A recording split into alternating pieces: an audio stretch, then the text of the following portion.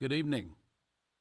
I call this meeting of the Bastrop Independent School District to order. Let the record show that a quorum of board members is present and that this meeting has been duly called and that a notice of this meeting has been posted in accordance with the Texas Open Meetings Act, Texas Government Code, Chapter 551. At this time, if you'd please rise for the pledges and a word of prayer.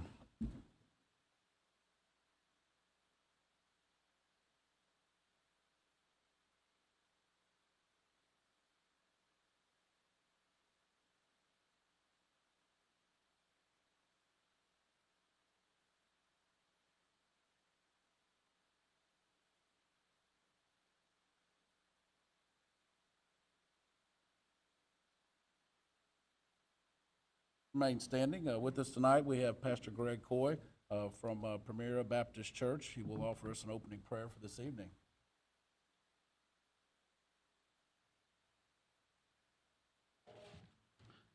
Let us pray. In the name of the Father, and of the Son, and of the Holy Spirit. Father, we thank you for how gracious you are to us. Hallowed be thy name, Father. Everything we have is from above. The good book says everything we have. Father, I pray for every person here tonight that they may know your love and your kindness and your grace and your mercy. But I also pray tonight, Lord Father, that we would be of your business, Father, and every decision we make would honor you and honor our children. Father, I pray for every decision tonight that would bring you honor. And Holy Spirit, I ask for wisdom and counseling tonight, that this school board, that Bastrop Independent School District, would be different than any other school board because we honor you, Lord Father. Father, I ask you protect every family, every person here, every teacher, every bus driver. And Father, protect our schools, districts, school people that are in it. And Father, tonight we just thank you for all that you have done in our lives. Thank you that our sins are forgiven. In the name of the Father, Son, and the Holy Spirit, and God's people say amen. Amen. Amen. All right, Mr. Edwards, would you please introduce our student speaker here for Character Education? The trait for September is honesty. Yes, I certainly will. Thank you very much. I'd like to introduce all of you to Emma Whaley. Where's Emma? I see you back there. Come on up. Emma is a sixth grade student at Bastrop Intermediate School. She enjoys playing soccer and is currently working on her black belt in Taekwondo. So don't mess with her, all right? All right. When she isn't playing sports, she loves drawing and to paint. She is also an active at her. Emma is always smile on her face. Emma. Thank you, Mr. Edwards, board members, and Ms. Nicholas for the opportunity to speak to you this evening. I am Emma Whaley. I am in sixth grade at Bastrop Intermediate School. Ms. Nicholas approached me to speak this evening about honesty, and considering this a great honor, I accepted. What is honesty? According to dictionary.com, honesty is the quality or fact of uprightness and fairness, truthfulness, sincerity, or frankness, freedom of deceit or fraud. What this means to me is how you present yourself. That is, to be honest in what we say and do. Always tell the truth. We should not deceive or misrepresent. This includes being honest with your parents, peers, friends, and teachers. Building relationships requires trust. Trust is developed by being honest and straightforward with each other.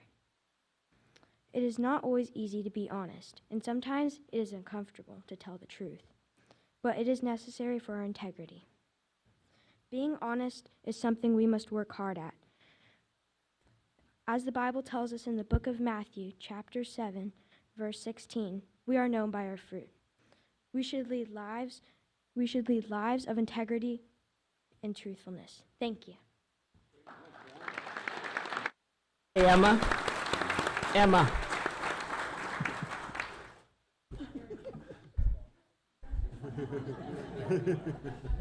Emma, seriously, come on back up here real quick. Let's be honest about this. You did a great job. And we have a little gift for you.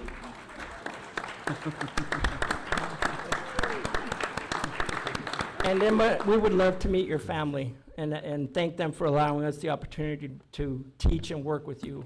We think you're fantastic. If you'd introduce your family to us, have them stand up so we can see them. Yes, sir. So in the back corner, There is my father, Tim Whaley, and my mother, Linnell Whaley.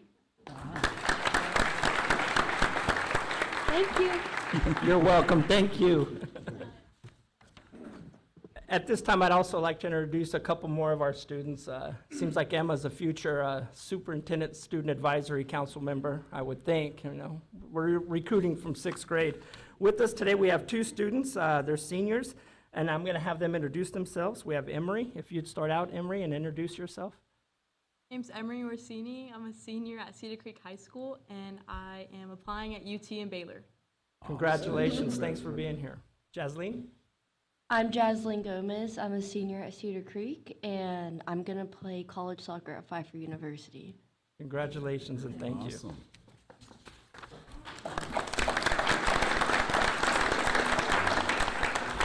All right, thank you, Mr. Edwards. At this time, we'll move into our recognitions and special presentations. We have the Region 13 Elementary Teacher of the Year, Elizabeth Egan. Our presenter tonight is Mark Medley, Associate Director of Special Programs and Services. Mr. Medley, welcome. Good evening, President Mushing, members of the board, and Mr. Edwards. I am always happy to come present to you, but I am especially happy and proud to be here tonight introducing Liz Egan in recognition of her being named Region 13's Elementary Teacher of the Year. Wow.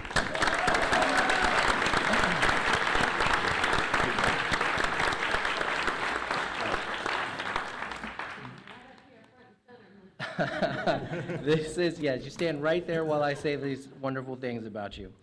This is Liz's 34th year in education and special education and her 24th year as a teacher for the visually impaired. She has taught in Texas and Washington State. She started with BISD in the 2013-2014 school year. Liz serves BISD students with visual impairments from birth to age 22. She holds a Bachelor of Arts in Elementary Ed and a Master of Education in Educational Administration. Her previous accomplishments include being named the Vision Itinerant of the Year for Houston Independent School District in 2005, where she was also named Special Education Teacher of the Year for the Council of Exceptional Children, Chapter 100. She was named Teacher of the Year in 2006 for the Texas Council for Exceptional Children, and she was a United States Ambassador in 2008 to Vietnam and Cambodia for Dwight D. Eisenhower's program, People to People. Her pedagogical priorities are to collaborate with all the educational team members, from therapists, families, and teachers, to create educational opportunities for student success. She is a project-based teacher who focuses on learning concepts that her students will need to succeed in their general education classes. She creates and adapts materials that allow for students to access the educational curriculum. Half of my office is decorated with student work created by Liz and her students, well, created by Liz's students, and they serve as a constant reminder of Liz's hard work and dedication, as well as a reminder of the creative spirit alive in all of our students, regardless of their disability. We are incredibly honored to have her as a member of our department, and I'm proud to be here this evening celebrating Liz and her accomplishments with all of you. Thank you, Liz.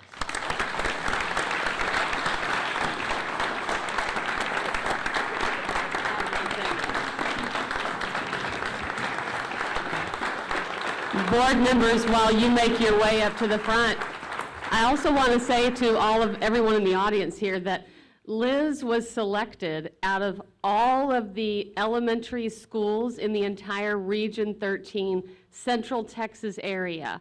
That is hundreds and hundreds and hundreds of teachers. So we are, and 53 different school districts. So we are very proud that Region 13 selected Liz as the one elementary teacher to represent Central Texas. So congratulations.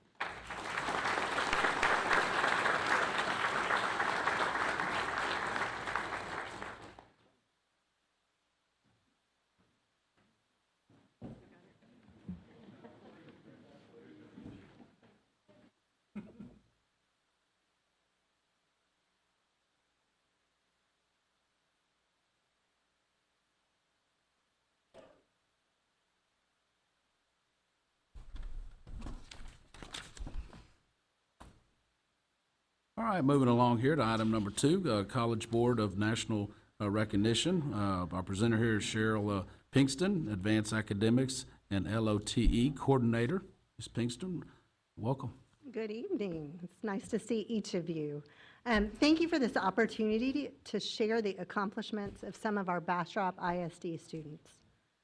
Tonight, I would like to honor 49 juniors and seniors who have been selected as College Board National Recognition recipients. The College Board, who runs PSAT, SAT, and all AP tests, created the National Recognition Program to recognize academic achievement among student populations that are often underrepresented at the university level. In order to apply, students must meet one or more of the following criteria. They must attend high school in a rural or small town, that's us, or identify as first generation, African American, Hispanic, or Indigenous. Each of these students completed the application process, which required them to maintain a 3.5 GPA or higher at the time of submission, along with a top 10% score on the PSAT within our state. They were also score eligible if they scored a 3 or higher on 2 or more AP exams in the eligible exam period. I am proud of the hard work and dedication these students have shown to reach this achievement. I also thank their families, those who came tonight, and all of the commitment that they've shown and instilled in their children to commit to continuing learning and growing. And I can't wait to see what they accomplish in the future.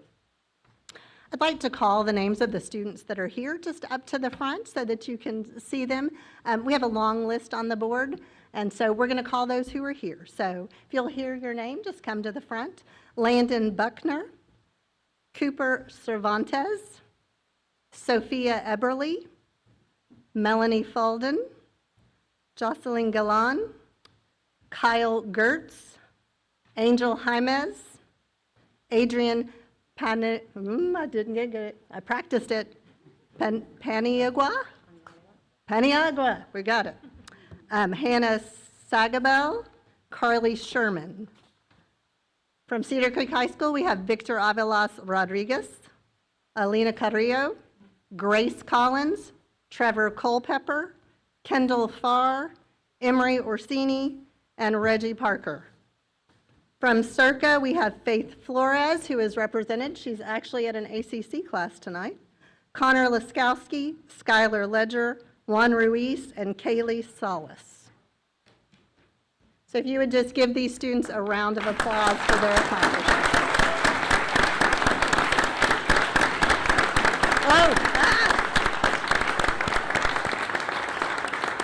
I had 2 more over there, Wyatt Gonzalez and John Gosling. So thank you very much. We're going to step out and take a picture. And thank you again to all the families, all of our campuses that have helped these students get where they are today. It's greatly appreciated.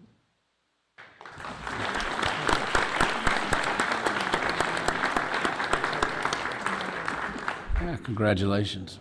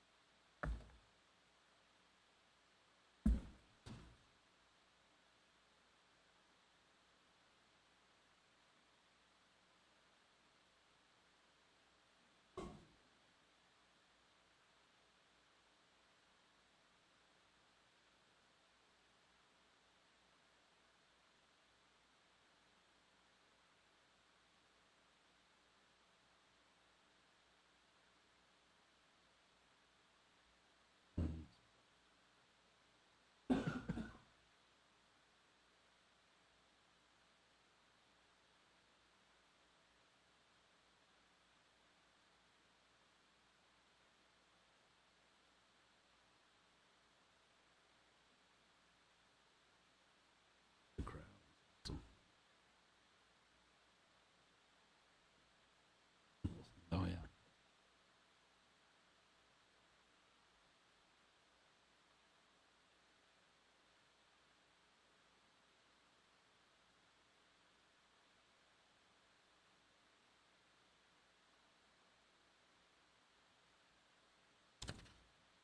All right, moving along here to open forum. There will be no open forum here this evening as no one signed up, which takes us into our superintendent's report and board discussion.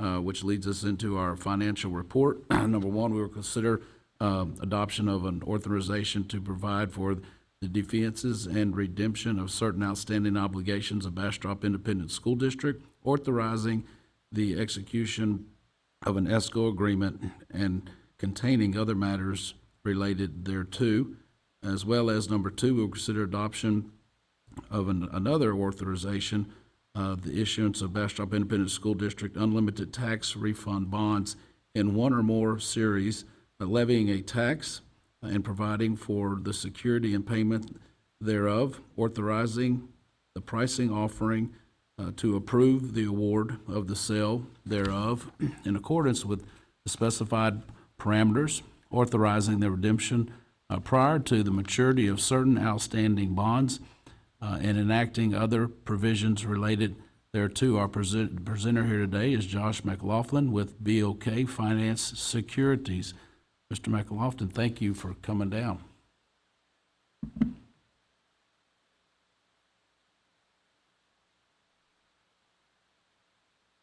Good evening. It's a pleasure to be with you again, and it's a hard act to follow with all those wonderful students. So I'll wait for the presentation to line up here, but the bottom line is we're going to save you a little bit of money tonight. So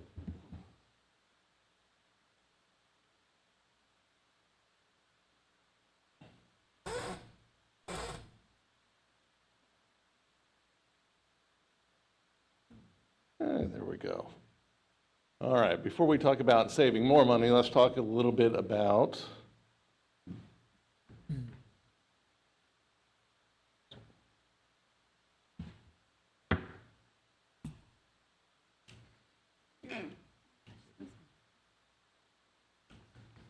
technology. You're ready. But before we talk about saving a little bit more money, I always like to talk about how the district has managed its debt portfolio. Since 2014, either through refinancing bonds at a lower interest rate or prepaying bonds prior to final maturity, which are the next two agenda items essentially, the district has saved taxpayers more than $39.7 million of interest cost. Say that again, $39.7 million of savings. And we're going to add on to it. So each year, as you well know, the Board of Trustees adopts two different tax rates, your maintenance and operations and your INS, or your interest and sinking fund tax rate. It's important to note that over the last 5 years, your total tax rate has gone down by more than 30 cents. Something that also should be recognized. In terms of historical taxes, if you look in this graph, this is meant to capture what is the average homeowner within the district and their associated tax bill. But over the last 5 years, the average homeowner within the district has paid roughly $85 more in taxes, which is a 3.7% increase over the last 5 years. But that is primarily because the average home value in the district has gone up over 33%. So from the district standpoint, by able to lower its tax rate each and every year, it's kept the taxes down for homeowners. This gives you a look at the current debt within the district. There is roughly $479 million of debt outstanding. These are bonds are repaid over a 29-year period. Originally, we sold our first installment from our bond program last year over a 30-year period, which is what we historically do. But you'll notice your bond payments go down over time. That is because we do that for additional bond capacity. You still have roughly $90 million to sell from your remaining bond program. And two, it allows you to manage that tax rate each and every year, which is the subject of the prepayment. Currently, you're rated AA3 by Moody's and AA by S&P, but keep in mind, every time we sell bonds, we apply for and receive the permanent school fund guarantee, which gets you the AAA rating and the lowest borrowing costs possible. So of the district's outstanding bonds, roughly $425 million is callable prior to final maturity. This is what the district does on an annual basis. In fact, we do it on a much more frequent basis, on a monthly basis. We look at current market rates and say, do any of the district's outstanding bonds are eligible to be refinanced and will they provide a savings? We're here tonight because that is the case. If you look, you have several series of bonds. Your 2012, 13, and 14 are callable on any interest payment date, and your 2015 and 15A bonds are callable beginning this February. Those are the particular bonds we're looking to refinance and or prepay prior to final maturity. So this gives you, and it's a lot of information, so I won't really go through it, but this shows each of your individual bond payment or a series of bonds with the amortization, the original coupon, and the original yield. And you can also see the call date.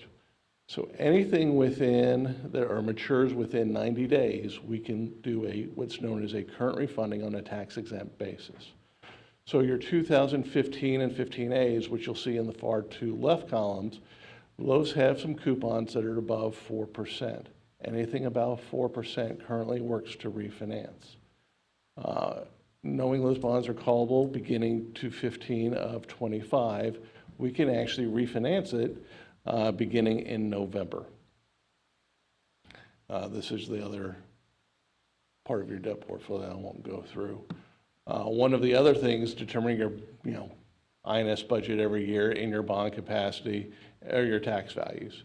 Currently, net of frozen, your tax values are roughly over $8 billion for the current year. You've gone up over almost $560 million this year. Again, you have $736 million in what's known as a 10% cap, so under state law. The taxable value of your home cannot go up more than 10% each year. If it does, that gets put into this 10% cap. The following year, that will come onto the district's rolls, or how long it ever takes to work off that 10% limit. So, assuming the economy stopped today, there was no additional growth in the district would still see roughly $736 million hit its bottom line in terms of tax value over the next few years. Prepayment of bonds. So your first agenda item tonight. Just like making a home mortgage payment, you can prepay bonds prior to final maturity and save the additional interest costs. When we look at your budget on the debt service side for 24-25, and when we take into account your final certified values, as well as state funding assistance. Historically, when I've come down, we've talked about no state funding assistance. Well, when the state started increasing the homestead exemption, it started to put money aside for the assistance of debt, knowing that school districts were going to lose value. That's called additional state aid for homestead exemption for facilities, a very long title. Well, historically, before the last year, it wasn't a whole lot of money. But now, once we got to that $100,000 homestead level, Bastrop ISD now gets about $2 million a year from the state for the repayment of debt.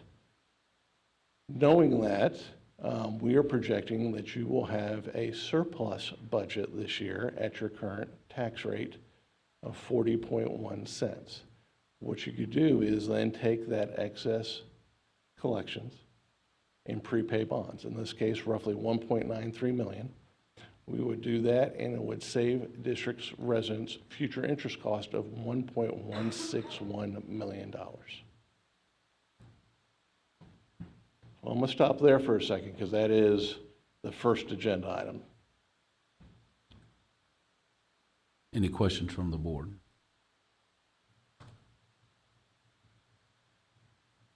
Yeah. Okay. So okay, that's a lot to digest. So we're going to refinance the bonds, or we are going to prepay with an escrow? This $1.93 million, because these bonds are callable on February 15th, 2025, you are literally just making an extra payment on that day. You're not funding an escrow, you are just making an additional bond payment. We're not refinancing these $1.93 million of bonds. We're not replacing them with additional bonds. We're just literally paying them off. And this $2 million coming from the state, is that part of that flawed homestead agreement, that $5 million we were short of? It is. It's part of the whole harmless that's coming through. So this is on the, this would be on the addition to that? This is on the INS side, Okay, gotcha. but there is some coming through on the M&O side. Gotcha, okay. Yes. And we can't use this money on the INS side for anything else, anyway. That's correct. So might as well prepay it early and save this money for the taxpayers. That's what I'm hearing, correct? Yes, sir. Perfect.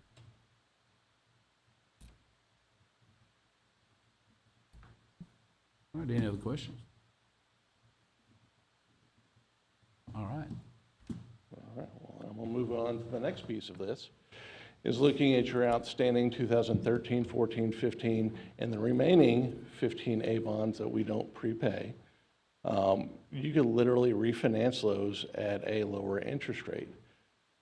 For example purposes, there's roughly $71.7 million of your outstanding bonds that could be refinanced at a lower interest rate. The average interest rate on those bonds is a 4.52 based upon prevailing market conditions. You can refinance those at a 3.46.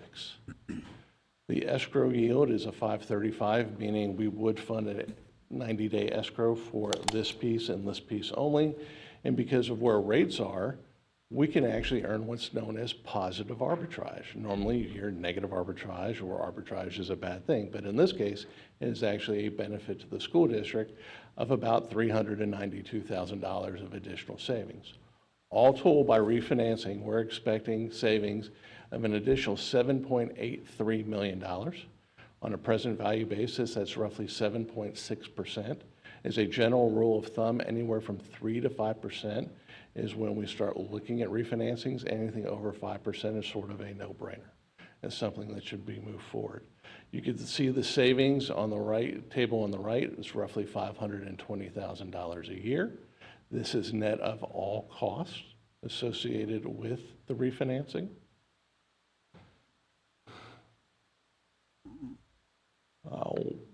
For the second agenda item, we are asking the board to adopt what's known as a parameters order. This allows us to move forward with this particular refunding at the appropriate time, subject to certain parameters. The district's administration would be able to implement this as long as we achieve a present value savings ratio of at least 5%, which is sort of equates to a minimum savings of $5.15 million. The maximum principal amount we could issue is roughly $71.7 million. That is the same par amount as the bonds we refund. We cannot exceed what we refinance. The all-in interest rate cannot exceed 4%. The final maturity would be February 15th, 2040, which is the same final maturity. So when we refinance, we do not refinance beyond the current debt. We keep within the same amortization, simply replacing higher interest rate debt with lower interest rate debt. And the final parameter is that we have to get this done within the next 12 months. The reality is we're going to look at the market as soon as we get everything in place. And unless every one of these parameters are met, we cannot move forward. If the market changes dramatically, rates go up or substantially down, we would come back to the board and present an updated order for the district's consideration.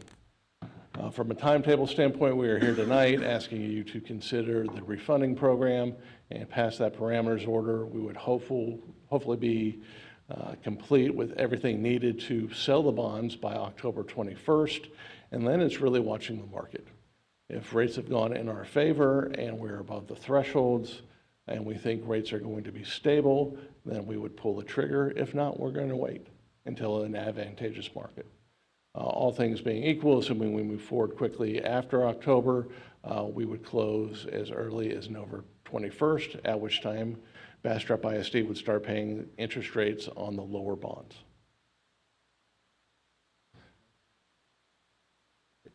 However, you have a year to do so. Yes, sir. So under federal tax law, again, I can't close the transaction more than 90 days in advance of the call date, which would be November 17th. So we're just inside that week, essentially. The savings you mentioned, there were $500,000, that was net of the cost. What is the cost to refinance? So we anticipate, given the size of the transaction, it to be roughly, give me 2 seconds here because I actually brought the number with me. And I don't want to. Can we go back to that slide, please? Where the savings were? Yes, thanks. So the cost of the transaction is roughly $625,000.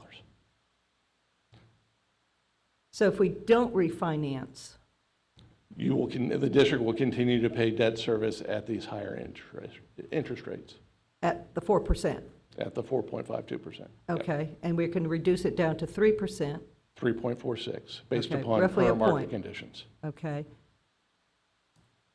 And obviously, we are subject to market conditions between now and we actually sell the bonds, hopefully in October. Yeah, I just kind of curious is, we're paying, right, I mean, once they get refinanced, we're paying you the 600, the company the 600, or the company.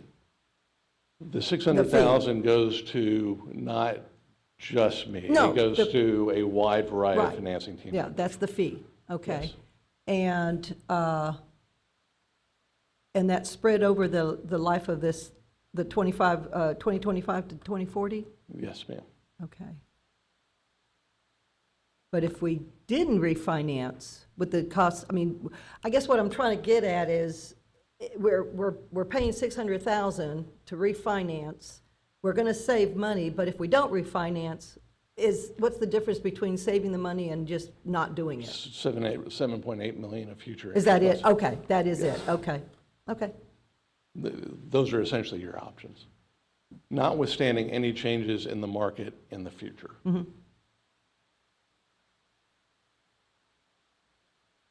With the interest rates projected to go down by the Fed tomorrow, bonds are, of course, going to be affected. Is that going to affect this calculation?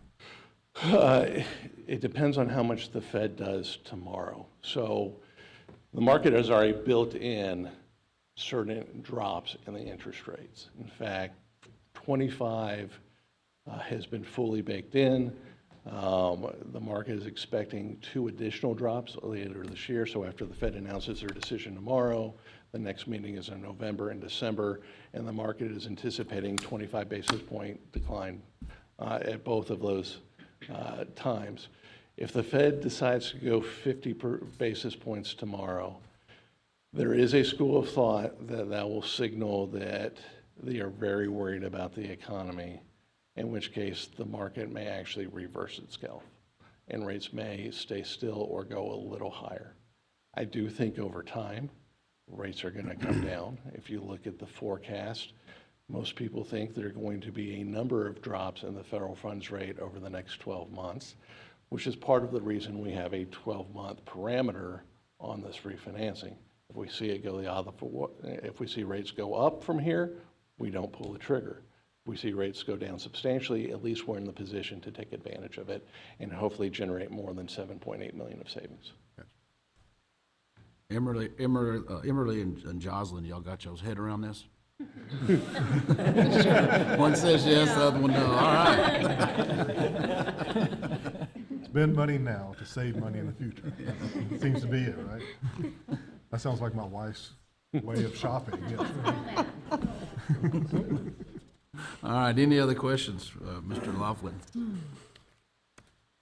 All right, any further presentation, or was that it? That is it. All right, if there are no questions, we have 2 motions that we have to do separately here, and I'll entertain those at this time. I move that the board adopt an order authorizing the defeasance and redemption of bonds as presented. Second. We have a motion and a second. All in favor say aye. Aye. Any opposed? All right, motion carries. Second motion.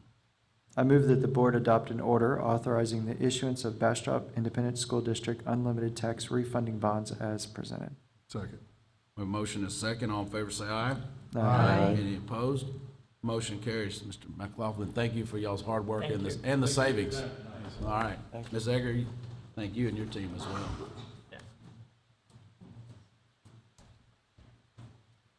All right, moving along here to our, we have a public hearing on the proposed tax rate.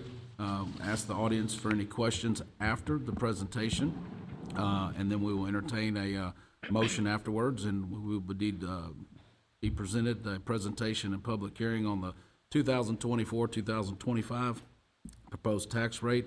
Also consider adoption of the board resolution to set the 2024-2025 tax rate. Our presenter is Dina Egger, our Chief Financial Officer. Welcome, Ms. Egger. Thank you. Good evening, everyone.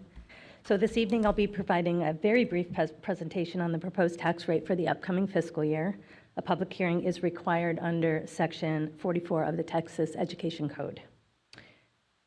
So as a precursor to the tax rate and property value information, we talked about showing the video that was shared at the State of the District presentation on how school districts are funded.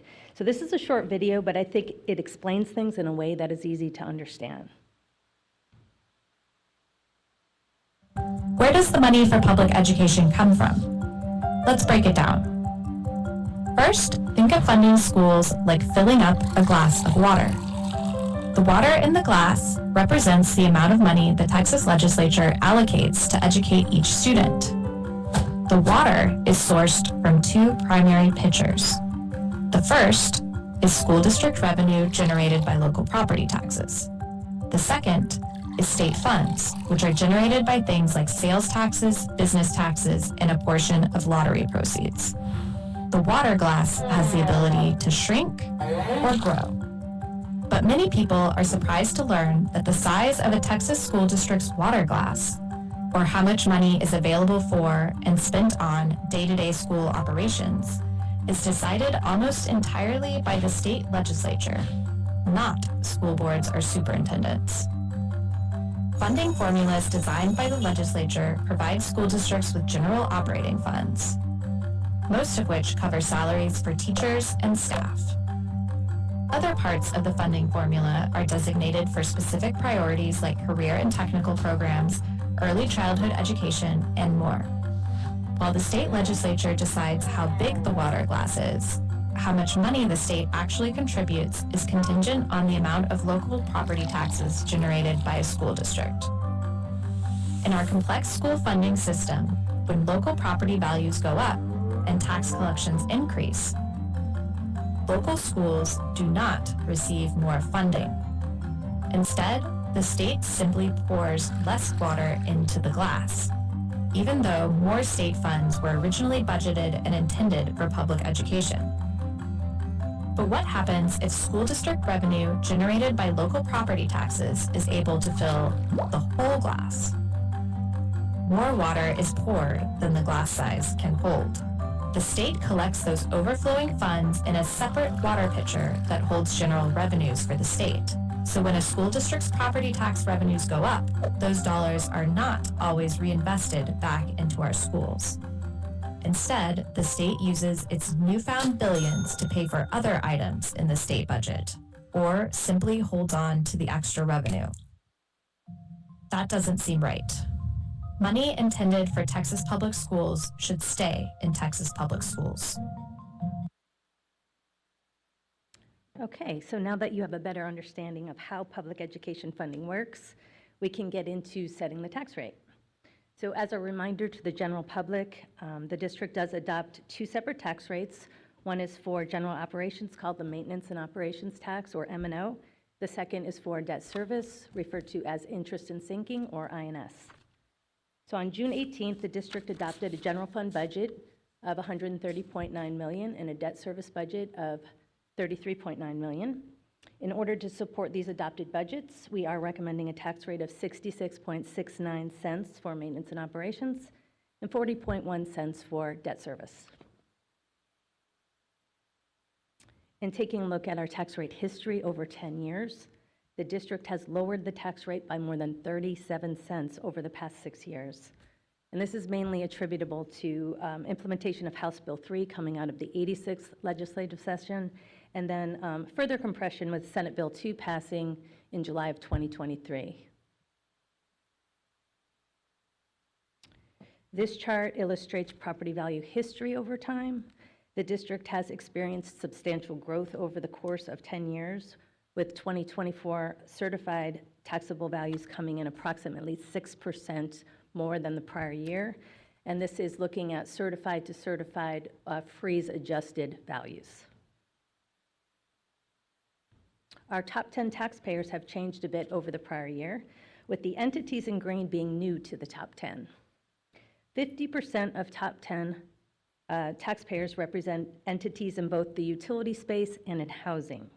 You may notice that SpaceX is listed twice, and that's due to having 2 unique owner IDs filed with the CAD. And this is the first time SpaceX has appeared in the top 10. And looking at our tax base overall, our largest category is still residential at 68%. This has grown 1% over the prior year, but 7% over the course of 3 years. And that's followed by utilities at 19%, commercial property at 10%, and industrial at 3%. And this 1% this past year is due to the slowdown of the real estate market. And finally, to wrap up the public hearing, we are recommending again a proposed maintenance and operations tax rate of 66.69 cents and 40.1 cents for debt service, for a total tax rate of $106.79, which represents a very minor decrease over the prior year. And with that, I'm happy to answer any questions. Are there any questions from the board? Couple things. The rate, the 1.06 extended out however much it is, that's set by the state, correct? That's that compressed? It is determinant on our property value growth. Okay. And then we get maximum compressed tax rate, and then we have 5 golden pennies that are added to that. Okay, don't be talking pennies now. I have studied that, and I'm still confused. There's golden pennies and copper pennies. Y'all don't want to know. So, all right, now, how do you allocate that between the M&O and the debt service? I mean, how did you come up with the 0.4 and the 0.6? I'm assuming that's So your... the debt service is based on our bond payment. So And that's a how given, much that's a money would set. we need to levy Okay. to pay our bond payment? Okay, And our commitment to our community is that we would keep it at 40 pennies. So we've been managing, all the things that Josh said, we've been managing our bond portfolio to ensure that we can do that. okay. So in other words, we know our debt payment, and we know our rate. So now we have algebra. Right. What's the left? Okay, okay, Right. okay. And so school districts are only allowed to enjoy a 2.5% property value increase, and that's where the compression comes in.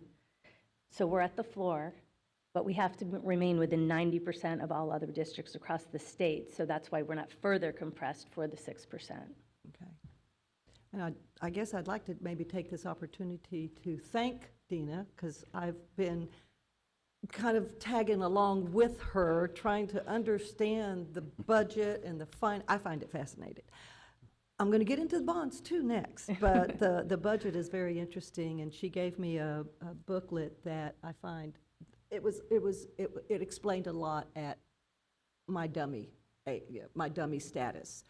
And that's where they came up with the gold pennies and the copper pennies and the water and such as that. So Yeah, that video simplifies it really yes, nicely. Thank you, thank you. And I guess sooner or later, we're going to have to talk and make sure, because I know it's in there, the attendance. I wanted to touch upon that we're paid by the state through the attendance, not our enrollment. That's correct. And But we have to staff on enrollment. the what? We have to staff on enrollment. Right, Yeah. right. And it was, stop me if I'm out of bounds here, but, because it was just interesting, because I know the state gives roughly $6,100 per student, and that's attendance, average daily attendance, Correct. not the enrollment. And I was looking at, we're trying to get a 94% attendance versus 92, and the difference between a 13,000 daily and 11,000. And these numbers were, I don't know if these were accurate, my calculator may not, but if roughly 3,000 students were absent, that would be about $18 million? 6,100 times 3,000, give or take? Well, yeah, it depends on, we have to, Okay, don't go into the weighted. Let's not go into the weighted. it's a lot. Just the basic 61, yeah. It is a lot. Yeah. It's very sensitive. It's one of the most sensitive indicators in the funding formula. That hit home when I started putting the pencil to it and realized that one student's going to cost us 61 100 students is going to cost us 61,000. And over a year, it could be substantial. It could be Absolutely. substantial. It is And substantial. And that is something new to this, really instilling into the parents to get their kids to school. Yes, ma'am. Yeah. 100%. Yeah, and the way that it helped me understand it too is the percentage. So for every 1% drop in attendance, it was 880,000. 880,000. Okay. Yeah. And that includes the weighted and all that. That actually doesn't. Oh, it that's just- doesn't? That's just pure I ADA. thought I knew what I was doing. You sounded Yeah, it. it would even be more with the weights. Yeah, Yeah, that's just a very basic gotcha. calc. Dr. Mix, we're going to let you stick to chiropractic. Yeah. And Ms. Armstrong did to CPA and over Yeah, there you here. go. Good idea. I did read I think the weekly news that we get, the Family Connect newsletter, and they had a lot of interesting information. I'm wondering if maybe, just a suggestion, if we also put in that goes out to the parents, hey, if you don't get your children to school, this is what it's costing. We're doing a lot of good things, but in order to sustain that, Absolutely. we really need the bodies. And we are working on a lot of attendance initiatives right now, Yeah. including, communication with parents and a lot of initiatives. All right, any other questions from the board? Any other questions from the public? All right, if not, this will conclude our public hearing. At this time, I will entertain a motion.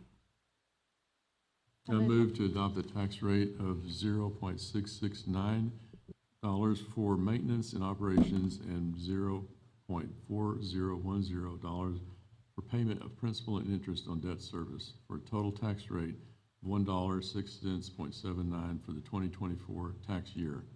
This represents a decrease of 0.23 cents in the total tax rate from the 2023 tax year as presented. The first number you mentioned was off by one digit. I don't Which know if one did that's I gonna miss? mess up the, 6669? yeah, you missed a 6. Oh, You didn't want to okay. say 3 6s. 0.6669. There you go. All right. Yeah. We have that Thank you. noted in our minutes, all right? Thank So we have that Second. motion, we have a second. All in favor, say aye. Aye. Any opposed? Motion carries. All right, thank you, Ms. Ager, appreciate it. This time, we're going to take a pause. Our friends from Tahoe are here. Look at that, it smells good. Yes, it smells real good. And let me read this right quick. We want to give a special thank you to Tahoe, the chef, council member John Surai Muru. I probably just slaughtered that, didn't I? Okay. Well, we got more in here that's going to happen too. Okay. And then also our Bastrop executive chef, Michael, is it Nanyas? Nanyas, okay. And Bastrop sous chef, Courtney, I get this one right, Adams. So, yeah. For preparing this delicious, you want to pronounce the dish for us, slaughter that? Awesome. Yes, with cabbage and quick pickles. So thank you very much. This is for the board, so please grab one on your way home. And last year, it was unbelievable, and I'm excited. I did not know about this till I showed up. So it is awesome, and we appreciate y'all bringing in all these different presentations and different things to our students. It seems to be very well received last year. And so thanks for going the extra mile and providing that. I know you served at Bastrop High School yesterday. How did it go over yesterday? Was it? Yeah. The kids just enjoy experiencing all these new things, don't they? I mean, it's just incredible. My son just loves it.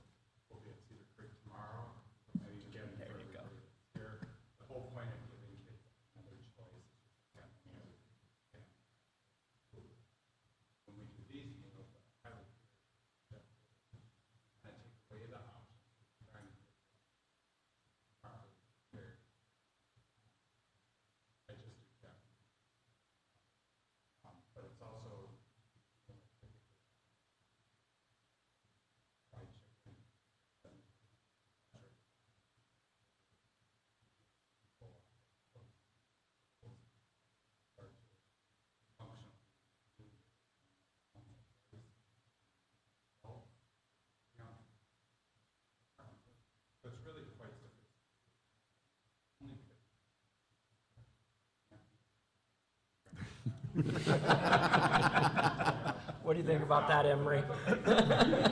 Interesting food. Awesome. Well, thank y'all very, very much, and appreciate you going the extra mile and bringing this over to us. Is this the culinary, do the students get involved, or, can you talk about that? So, I do ProStar facts and all the different levels of also a teacher, I used to have somebody with special autism, special education.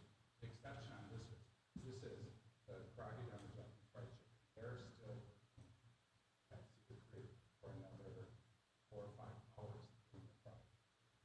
So we aren't doing classes. It's an exception to the rule.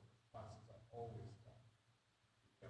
Go deeper dive, culinary, sociology, American art, whatever type of special education. So yes, classes too. And I'm assuming you're exposing them to the different areas of cooking, culinary, and they can go on to become wonderful chefs? The whole idea is to give them more education early on in their work planning and their career planning. That, for instance, Japanese are probably Japanese trained chefs, highest paid chefs of all the chefs. So for them to understand now what the job is, so their career planning, as well as doing a deep dive into this spark for high quality food. If they're all going into culinary, they're going to make the best hamburger, they're going to be living in their parents' basement. So to get them out of the basement, and to give you an example, the top 70% top for Japanese chef is starting to pay $154,000. So when they learn that there's a broad range of opportunities, what lens you look, and have somebody gently nudging you to open up options. You know what I mean? It can be quite magical. Well, fantastic. Thank you. You bet. Thank y'all. Thank y'all very much. We really do appreciate it. All right, guys, thank you. All right, thank you. Sir. Moving along with our agenda here, we're going to move into a student service report, dropout prevention and recovery update. Dr. Janelle Morris, Director of Student Services. Welcome, Ms. Morris. Thank you. Good evening, trustees and Superintendent Edwards. Tonight I have the pleasure of providing you with an update for the district's dropout prevention and student recovery efforts.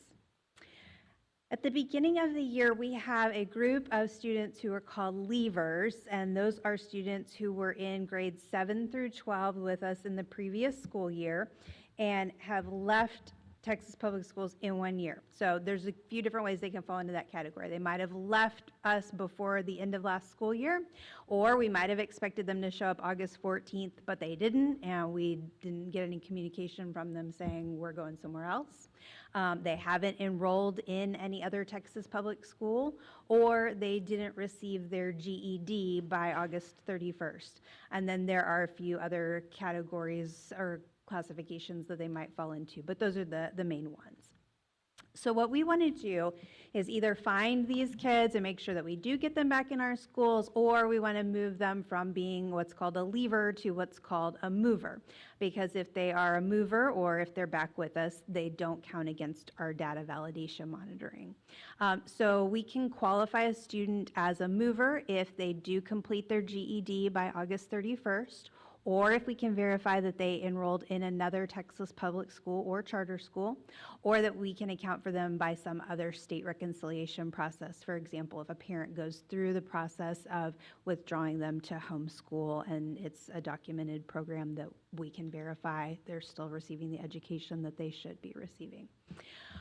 We report movers to the state through one of two verification methods. Either we have an idea of where the student went, or we have official documentation of where they've gone. We want to try to get official documentation on all of them if we can. We have to report our leavers for the previous school year during our fall PEIMS submission. We can categorize them as graduates, dropouts, or other leavers. So all of our students who were in 12th grade last year, or hoping they're all graduates or have completed their GED, If we can't find them or they won't enroll anywhere else, then we have to classify them as a dropout, and then we have a few outlier categories. The initial search for our leavers' whereabouts begins the first day of school when they don't show up, and that runs until the last Friday in September, which we are approaching. So this year, our window is August 14th through September 27th. As of today, we started the year with over 200 leavers, and we've been able to identify where 65% of those students are. And it's been some really unusual circumstances in some cases. We had one parent that we were finally able to get on the phone 3 weeks into the year who said, "Oh, I didn't know we were back in school." I'm still confused about that, but they did get their kid to school the next day, and they've been here since.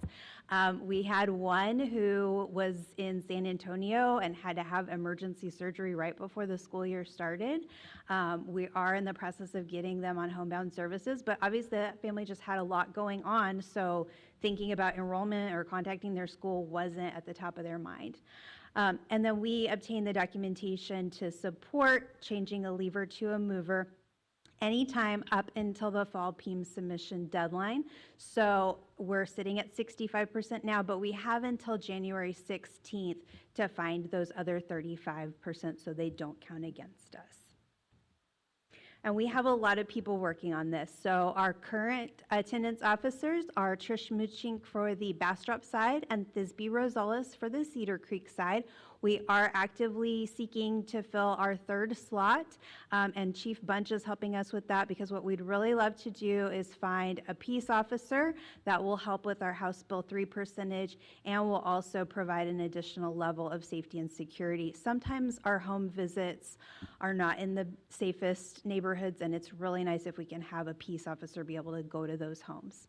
We also have people working at the District Service Center to help locate these students, including Chris Taywater, our Director of PEIMS, Christy Odom, our PEIMS Specialist, Carolyn Hofflin, our Attendance Specialist, and Casey Lewis, who was our MTSS Coordinator last year and is now in a new role of Attendance Improvement Coordinator. So the newsletter article that you mentioned, she's putting those out. And yes, we do have plans to talk about the financial impact to our district and how that affects what programs we can offer for our students. And then at the campus level, our registrars, attendance clerks, social workers, and administrators are also actively working on trying to find their leavers so we can change them to movers. We have several tools that we use to try and get that information. The state has 3 different student information platforms where we can find a lot of these kids. The Texas Records Exchange, the Unique ID Enrollment Event Tracking, which is done through the Texas Student Data System, or TSDS, and verification that a student has completed their GED through the Texas Certificate of High School Equivalency Database. If we can't find students in one of those 3 places, then we try to reach them by phone or email. We'll use all of the contact information that we have in their prior year's student profile. So whoever's listed as their parent, guardian, emergency contact, we'll try to get a hold of any and all of those people until we can figure out where that kid is. And then as a last resort, if nobody answers the phone or responds to those emails, then our truancy officers will go out to the last address that we have on file for them and do their best to confirm whether the family's still living there, or they may reach out to neighbors or the person who owns the house if it's a rental property and try to confirm where those students have gone so that we can track them down. I do know of those 35% that we're working on, some of them we've had reports that they've left the country and moved to Mexico. So they're not going to appear in any of these Texas databases, and we don't have a way to communicate with an educational system in Mexico. So that's why it's nice to have that time up until January so that we can try to find those students and get some verification through an email or a phone call of where they're at and what school they've enrolled in if they are out of the country now. At this time, I'll be happy to entertain any questions from the board. Any questions from any of the board? Mentioned that the data verification monitoring, and you mentioned several times it would be assessed against us or it would go against us. Can you explain? Sure. So if we can't tell the state where those students are, then the state says, well, then they must have dropped out of your school. So, yeah. And? And so that can affect us financially, it can Okay. affect, yeah. Okay, what do you mean by financial? Well, for one thing, our enrollment count is not what we projected it to be, and then the attendance may or may not be affected by it as well. Okay, well, I mean, if they dropped out, we're not going to get funded for them anyway. Correct. Okay. And then also, when we're talking about high school students, that college career military readiness piece and our graduation rate, because we want to make sure that we stay above a certain percentage. Ultimately, if those levels drop too low, a district can be put in a TEA conservatorship, which we certainly want to avoid. Okay, so it really is important to identify them, and moving is the best way. Yes. Okay. Yeah, as long as we can verify they're somewhere getting an education, then they're not our responsibility anymore. Thank you. You're welcome. Historically, haven't we been in the 80 or 90% area as far as being able to track them? Yes, yes, and so we certainly believe that we'll be able to hit that mark by January 16th, but we've got a huge effort on it now, and we've got until September 27th to do that initial report, so I imagine we'll be close to 80 by then. So you mentioned that some of the students have actually left the country.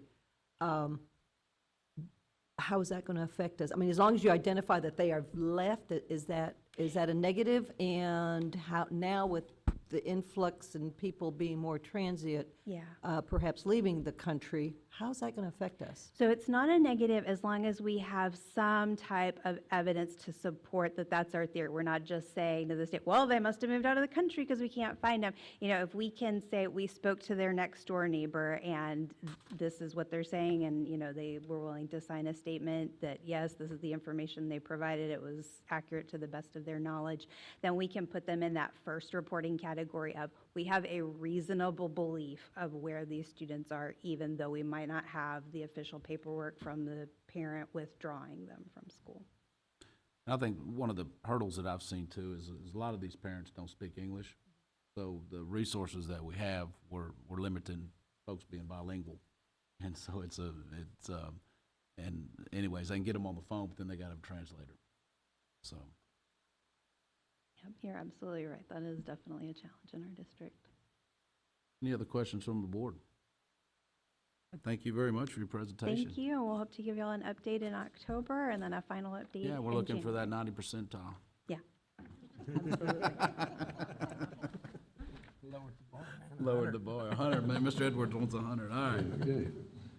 Okay, all right, moving along for information on the items that would consist of our academic report, facilities and operations report, human resource report, as well as police department report and safety and security report, which moves us along to our consent Actually, Mr. agenda. President, Yes, I do ma'am.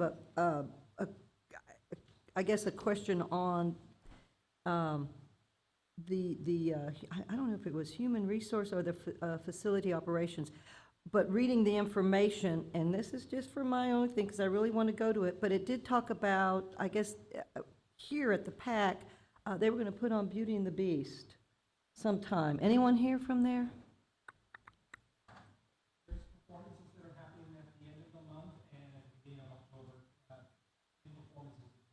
And it's open to the public?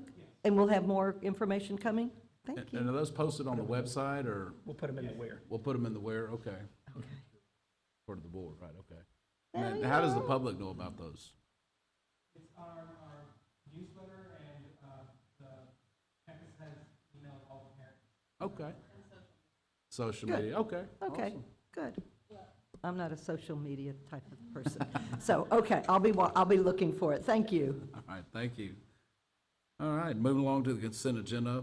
Would any board member like to pull any of the consent agenda items for discussion? If not, I'll entertain a motion to approve the consent agenda items as presented. I move to approve the consent agenda as presented. Second. We have a motion and a second. All in favor, say aye. Aye. Any opposed? Motion carries. Moving along to our action items, consider approval of an interlocal agreement between Bastrop ISD and the city of Bastrop, Texas, for inspection services. Mr. Lee Raspberry, our Director of Construction and Planning, is here to visit with us about that. Good evening, Mr. President, members of the board, Mr. Edwards. All of our projects in the district are subject to a series of building and code inspections. That's easy within the city because we have the city that actually handles that for us as a requirement. Outside of the city, we're required to contract with a third-party inspection firm to conduct these inspections. We're asking the board to approve an interlocal agreement between ourselves and the city based on the relationships that we've built with the city. They understand our projects, they understand our process, we understand their process, we're learning it better as we go, but it just makes things much easier if we contract with the city to do our inspections outside of the ETJ. So we're asking the board to approve an interlocal agreement between ourselves and the city so that we can conduct these inspections. By doing this, when it comes to fire protection and things like that with these ESDs and the fire chiefs, does the city supersedes the ESDs? No, the AHJ, or the authorities having jurisdiction, depending on where the project is at, has that jurisdiction.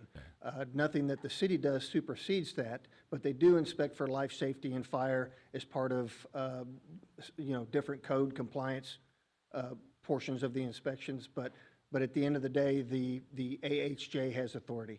Okay. Because our municipality is doing these inspections for us, are we seeing any cost savings rather than having to hire a third party to do these? I would say that we probably would, although I don't have that information in front of me. Okay. They have a pretty standard fee structure based on square footage and other things, but it's pretty standard across the board. The benefit to us is that we know them, they know us, and there's no learning curve if we were to bring in a third party. And they're local. Yeah, local. If they show up, if someone outside shows up and they're there for 15 minutes and we're not ready for the inspection, then that's correct. Problematic. And having the people local like that certainly makes Yes, sir. sense. All right, any more questions for Mr. Raspberry? All right, this time I'll entertain a motion. I move to approve the interlocal agreement between BISD and the City of Bastrop, Texas for inspection services as presented. We have a motion.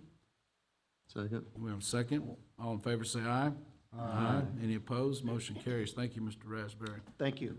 All right, next we'll consider approval of the 2024-2025 District Improvement and Campus Improvement Plans. Our presenter is Kendra Monk, Director of Leadership Development and School Improvement. Welcome.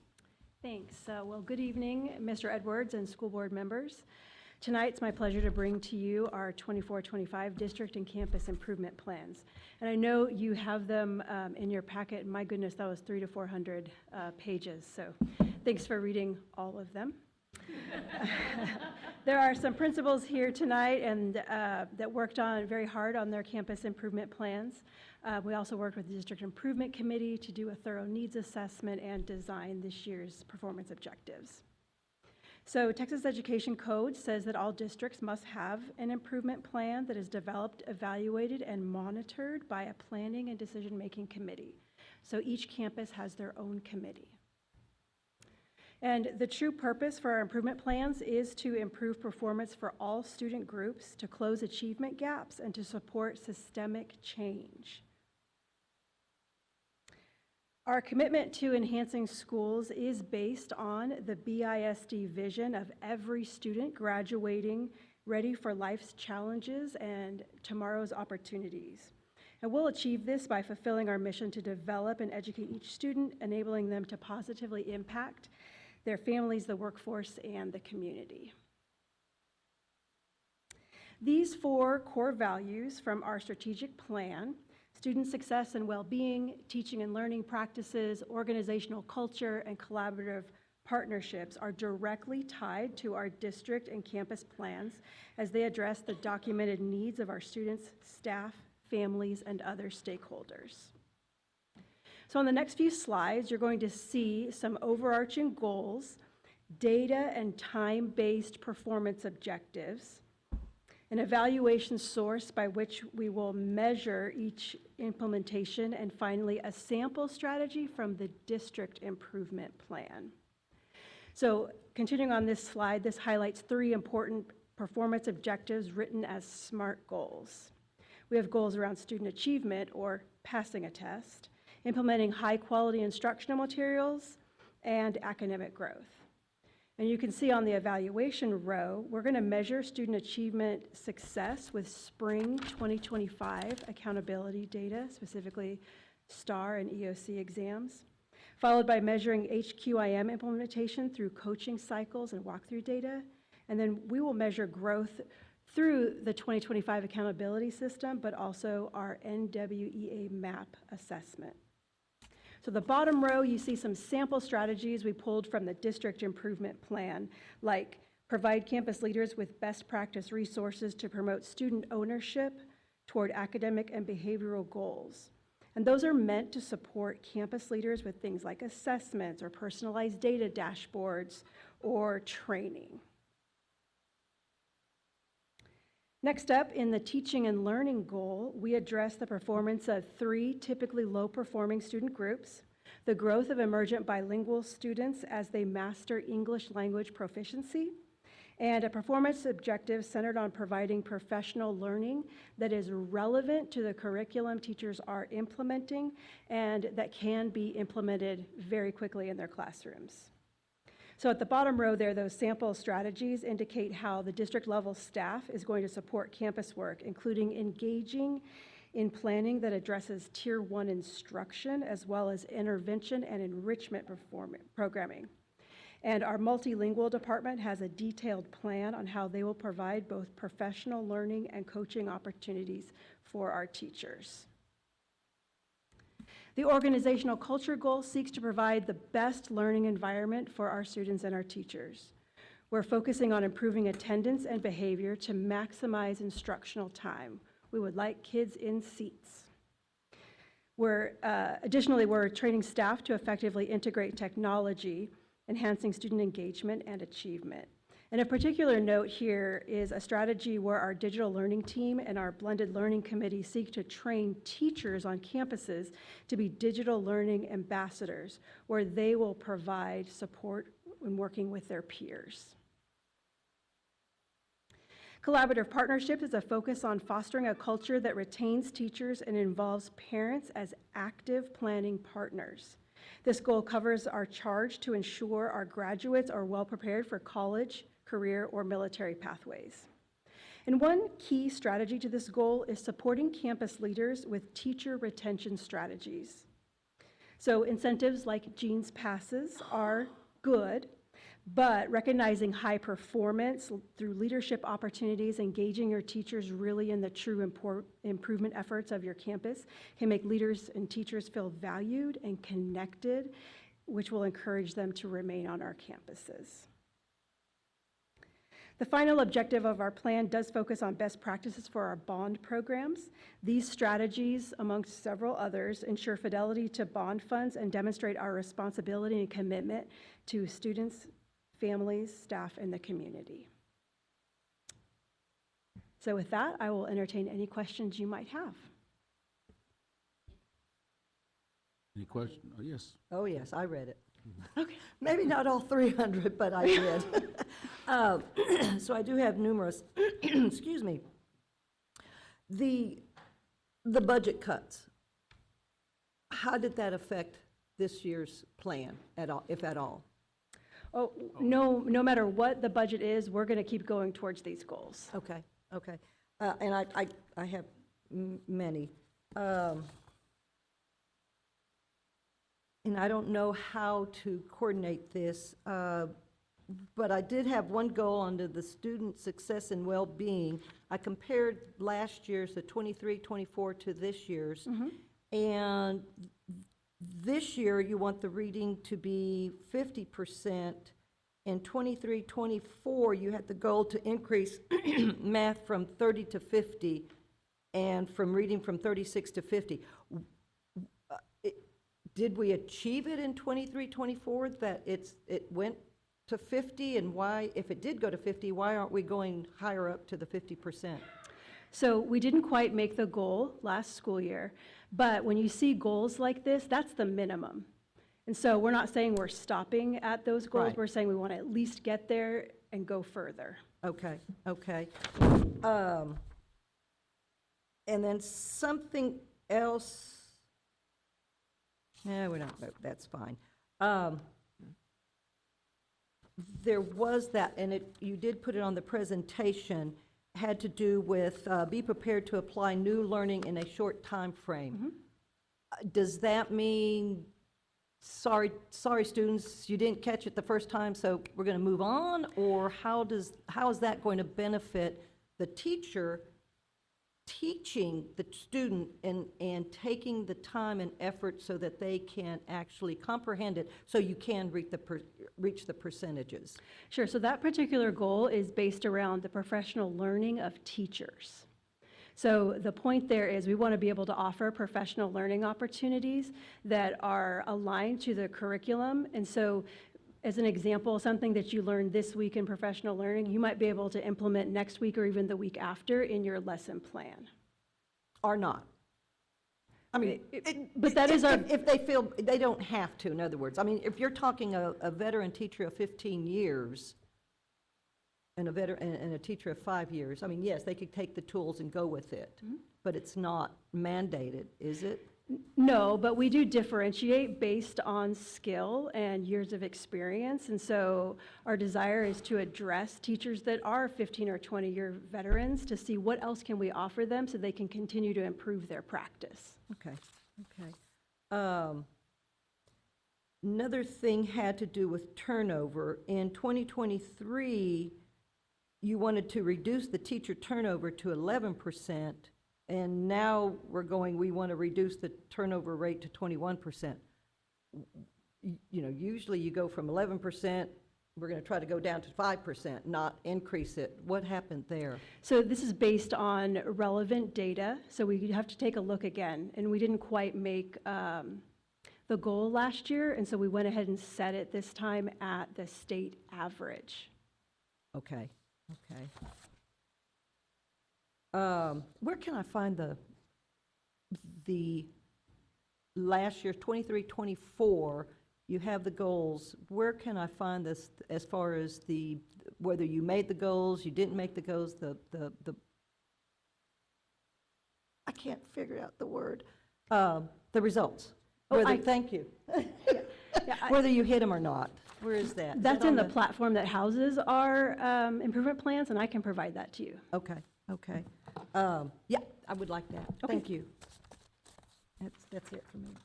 Any other questions from the board? Kendra, we're 6 weeks into this new school year as of this Friday. So I keep getting those emails saying 6 weeks is up this Friday.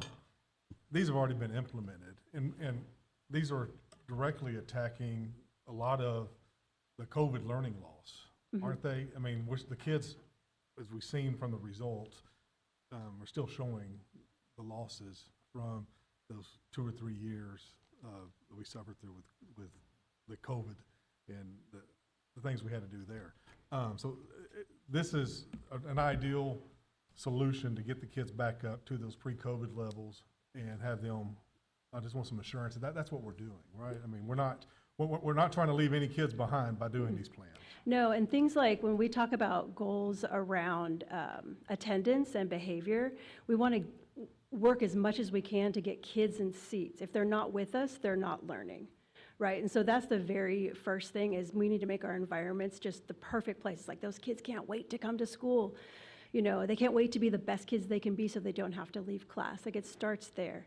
And so then when we talk about the differing numbers on the data sets, that's because we do a really deep needs assessment to figure out, okay, we had a goal, did we make it or not? Now let's make another reasonable goal based on the current state of our data. Right. It's a very student focused campus and district improvement plan process. Yeah, and I appreciate all the work that you've done, the administrators have done. This is very detailed every year, and y'all just done an exceptional job putting this together so that we, as a board, can feel confident that we're doing our job and looking out for essentially what we're supposed to do is look out for the students as our number one priority. So I Yeah. appreciate that a lot. Well, we appreciate you reading through all of those pages. And I will say that the principals are charged with performing formative and summative assessments with their committees on their campuses.